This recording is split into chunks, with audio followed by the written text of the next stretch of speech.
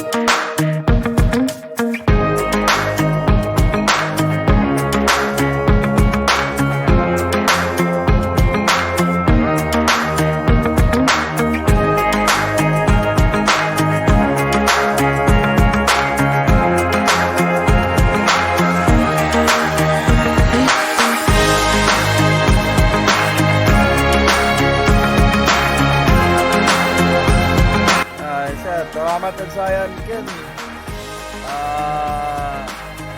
Import na dipid kan yun ay bali na klasyaw. Ta agmila kailangan labaloy mga lay module na aray ugaw. Abawasan lay yun na may abala kumbaga. Bali ka salamat.